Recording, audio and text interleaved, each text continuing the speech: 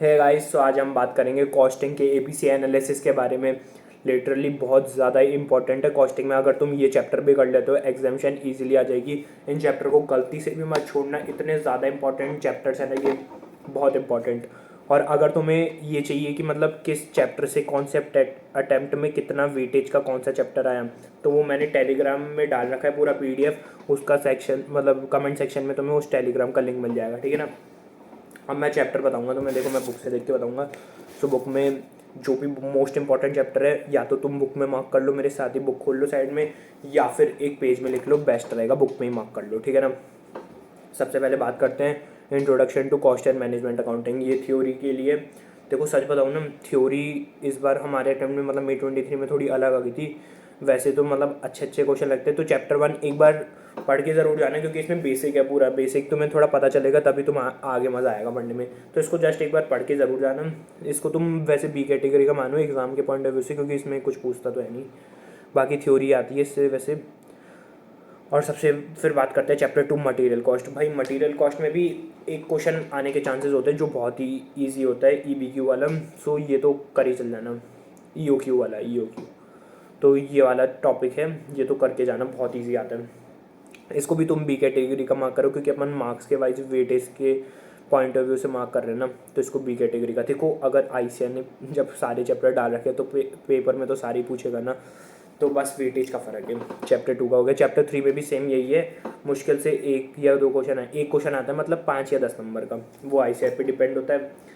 सो ये भी B category का चैप्टर है, इतना मतलब करके जाना है, वो तो ऑब्वियस ही बात है, लेकिन प्रायोरिटी इस पे नहीं होनी चाहिए, ये बात है। ओवरहेड्स, ओवरहेड्स भाई, ओवरहेड्स और एबीसी एनालिसिस दोनों रिलेटेड चैप्टर है। ये दोनों मतलब भाई ये ज़रूर करके जाना।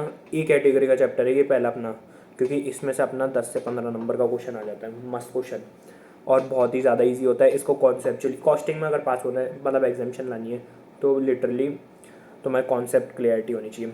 उसके बाद बात है कॉस्ट शीट पे। भाई देखो, सबसे ईजी चैप्टर है कॉस्टिंग का कॉस्ट शीट।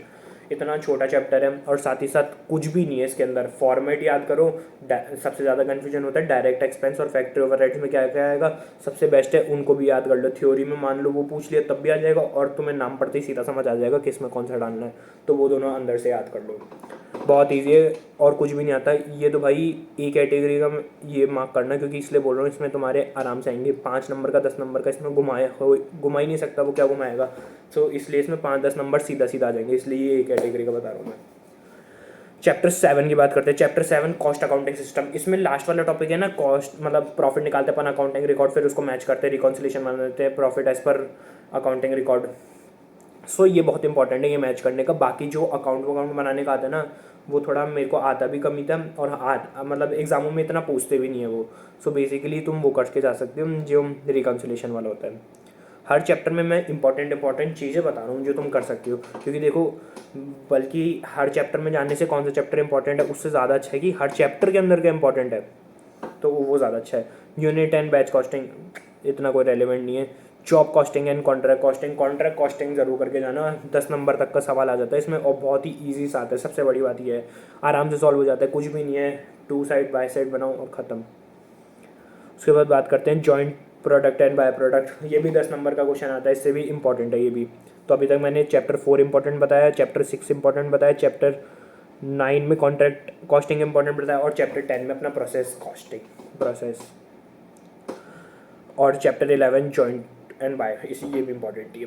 अब चैप्टर 12 है अपना सर्विस कॉस्टिंग। देखो सर्विस कॉस्टिंग से है ना, बहुत ज़्यादा चांस होते हैं 10 नंबर का क्वेश्चन आने के, और ज़्यादातर मतलब जो ICAI के क्वेश्चन है ना, उससे थोड़ा रिलेटेड क्वेश्चन ही आता है इसमें, मैंने देखा है ना एक पेपर में, तो थोड़ा रिलेटेड और थोड़ा सा घुमाव होता है बस उसमें। सो ICAI के सर्विस कॉस्टिंग में बहुत इंपॉर्टेंट है कॉन्सेप्चुअली क्वेश्चंस करके जाना ICAI मॉड्यूल के, ठीक है ना। अब बात करते हैं चैप्टर 13-14। भाई इसको ए कैटेगरी लिख लो सीधा, इसकी तो बात ही करने की ज़रूरत नहीं है, इतने ज़्यादा इंपॉर्टेंट है भाई, बहुत ज़्यादा। इसमें बहुत ज़्यादा रिपीटेटिव क्वेश्चन आते हैं, 10 नंबर तो आता ही आता है दोनों में से। सो चैप्टर 13-14 बहुत अच्छे से करके जाना, सारे टॉपिक इसके अंदर इंपॉर्टेंट है। PV रेशो वगैरह जो भी है सारा बहुत ही ज़्यादा इंपॉर्टेंट है, और दूसरे में स्टैंडर्ड वेरिएंस वगैरह निकालने के वो सब। भाई ये दोनों बहुत अच्छे से मार्क करके जाना। चैप्टर 15 के बारे में बात करें तो बजट। बजट एक नॉर्मल टॉपिक है, इसमें इतना कुछ आता नहीं है, सो इसको तुम बी कैटेगरी में मार्क कर सकते हो। वेटेज कम है इसका, लेकिन पोर्शन ज़्यादातर होता है कि मतलब हर ही चैप्टर में से आ जाता है, थोड़ा अल्टरनेटिव रहता है, तो चैप्टर 15 इतना इंपॉर्टेंट नहीं है, वो तुम कर सकते हो। देखो वैसे मैं बताऊँ ना, कॉस्टिंग का पेपर हमारे मई 23 में अटैम्प्ट में बहुत हार्ड आया था, लेकिन अगर तुम नवंबर वाला करते तो तुम तो आराम से कर लेते, तुम्हारी खुद ही 90 से प्लस तो आराम से आ जाते, इतना ईजी पेपर था, मैंने खुद ने सॉल्व करा, सारी चीज़ें तो ऐसे ही आ गई।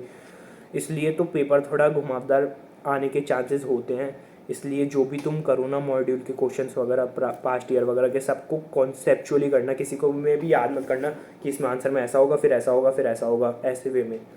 बाकी तुम यही रहेगा। और कॉस्टिंग में मेरे 58 का स्कोर था, अगर तुम्हें को वो भी वीडियो देखनी है तो तुम इधर डिस्क्रिप्शन में जाना वीडियो के, वहाँ पे मैंने लिंक डाल रखे हैं चारों के, वहाँ से तुम देख सकते हो। कॉस्टिंग में तो बस यही था बस।